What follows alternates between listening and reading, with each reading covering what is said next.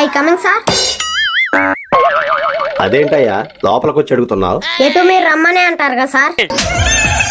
సరే కూర్చో. చెప్పు. ABCDEFGHIJ. నేను చెప్పమన్నది నీ సమస్య ఏంటి అని. మేసం రావట్లేదు సార్. దానికి ఇంకా టైం ఉంది. ఇంతకీ వయసు ఎంత? 10లోంచి 3 తీయండి.